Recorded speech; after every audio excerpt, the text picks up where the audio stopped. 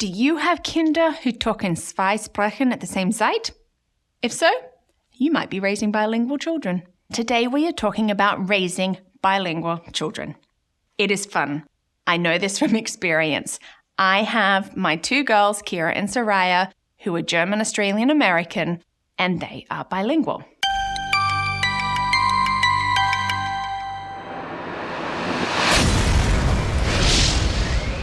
Welcome to Learning Life, and today as we look at raising bilingual children. This is fun, and I'm knowing this from experience. Well, what does bilingual mean? Really, if you look at it, there's sort of two main definitions according to different families. One is to be fluent in both speaking and listening in both languages, or for some families, it's that they fully understand both languages but really only just speak one. Either way, bilingual, and it works. For us as our family, I've talked before, my husband is German, I'm Australian, so yes, I speak English with a few tweaks. And it was really important to us right from the very, very start, even before we were having children, that if we had children, they needed to be bilingual. Because otherwise, they would be cutting out half of the family. And we didn't think that that was fair. And then being the researcher that I am, I was really just looking into the advantages and the effects of being bilingual. And my goodness, there were some really great advantages. And I thought, I want this for my children. Now, I will say you don't have to be a second language speaker in order for your children to be bilingual. I know families who are both English speakers who have actually been raising their children with another language. It is possible. A little bit harder, but it is possible. Our girls right now, at being almost 5, fully understand both English and German. They still mix up some of their phrases, but they're pretty much speaking English, though we are encouraging them to speak more German. About a year ago, I was talking with Soraya, and I'm like, you're speaking English, Opa and Bunny, they speak German. She looked at me and she goes, Mum, I don't speak German. I said, yes, you do. And she said, no, I don't. I said, well, you do, but you're speaking English. She goes, I don't speak English. I'm like, yes, you do, Soraya. She goes, Mum, I just speak. And this is really like a key thing for bilingual kids. They're learning 2 first languages at the same time. And so for Soraya, she just spoke. It was only really now that we're hearing, am I speaking Deutsch? Am I speaking English? Was that word Deutsch? And it's really encouraging to hear that they're actually differentiating, that there is a difference. What are the advantages of being bilingual? Well, science shows some great neurological advantages, one of them surprisingly being swifter recovery time after a stroke. But then they also show that bilinguals can be better at multitasking and with attention span, which can be great for school.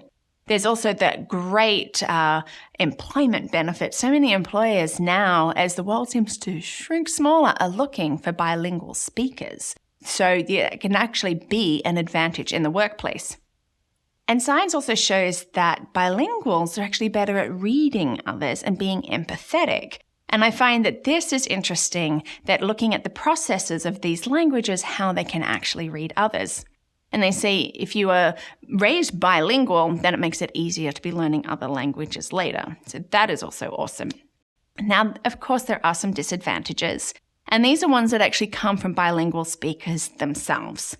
Many times they feel that even though they are fully fluent in both languages, one just seems to be that little bit stronger. Also, it can be hard to express yourself to somebody else who maybe doesn't have your second language. So if, for example, my daughters are trying to explain how they feel to their Opa in Germany and their German isn't as strong, that can be hard. And then the one that sort of made me chuckle a little bit because I understand annoying questions, but they said so many times when people find out you're bilingual, they start asking annoying questions like, do you dream in this language? Or do you think in this language? And so that can be some disadvantages, but really the advantages far outweigh the disadvantages. Now, bilingual children, especially when they're being raised bilingual from birth, are learning 2 languages at once. And this is pretty cool. They're using the same processes as if you're just learning one language. All babies babble the same sounds, but as they hear the language around them from their parents, and they actually start sort of taking those sounds away that they're not using, But bilingual babies are picking up both of those and using the same processes. Now, there are people out there that say that there is no language delay for bilingual speakers. But I would say from experience and talking with other friends who are raising bilingual children, there is just that little slight delay that they are learning these two languages at once, and they might not be speaking until a couple of months later. But when they do, they actually start speaking two languages at once, which is pretty cool. The other thing that happens when they're younger is they will mix up and do like those half and half sentences, or maybe like an English sentence with a couple of German words. It happens. It's cute, but they do grow out of it, especially as their brain works out how to process and sort and categorize. So some advice for new parents. Do it. If you have the opportunity to be raising your children bilingual, do it. The advantages far outweigh sort of any disadvantages.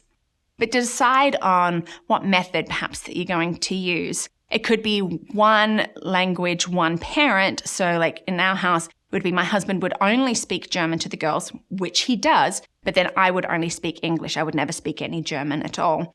We don't actually do that. We do more of a hybrid approach. I try to speak as much German as I can because that helps me, and also because I think that it does help the girls. There are also the second language at home. So we could say that in our house, we only speak German, but we'd speak English outside of the home. And then you can mix it up. Look, honestly, you have to do what works for you. And if one language, one parent isn't necessarily working, you can mix it up. The key thing is to be consistent and to keep that language going. So some tips, there's going to be more on the blog post, but just a few tips for parents. Be consistent. Really try to have that second language around the house often. Use it often. And don't compare your children with monolingual children. Actually, we really shouldn't just be comparing our children anyhow, but it can be sort of hard. They're really using like those big words.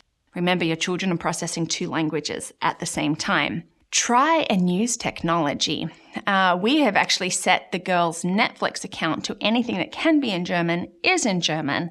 And they still don't realize that they're watching shows like fluently in German, and they don't pick that up until a friend comes over and they're like, that sounds different. It's like, oh yes, let's maybe turn it back to English. But we use that, YouTube. There are so many great ways that we can be keeping that language happening, especially if my husband's not around. We also have books in German and audio books and music, and I try to make sure that the girls are getting to hear German regularly. Even if that's me reading the German, I'm learning so much myself doing it, but I will read books to them in German because I think that it's important that they have it. Explain to babysitters and other people who are going to be caring for your kids, teachers, that your children are bilingual, and especially when they're younger, that they might mix things up. I ended up having to create a list for babysitters of the words that the girls use and the translation. And this came about from good friends who were looking after the girls one night, and she had said that she was saying no to them, like, don't do it, but they weren't responding. And she stopped and went, oh, well, what does Michaela say to them? And they looked up, the word was 9. And so when they started saying 9 to the girls, they understood, because it was interesting at that stage, they didn't respond to the word no, but it was always 9. And we always had Kira who would stomp her little foot and be like, 9, 9, 9. Now she says no. She says it in 2 languages. But above all, have fun with it. Raising bilingual kids is fun. And it's also really good when you can be like out in public and you can smile at your children and tell them off in another language, and nobody has any idea what it is that you were saying, unless in my case it's a German speaker. But it is fun and it is great, and the benefits for our kids are just fantastic. So if you have any questions about raising bilingual kids, or if you have a funny anecdote about your children and bilingualism, I would love to hear it. Just send a comment in the video or in the blog post, and enjoy raising bilingual kids.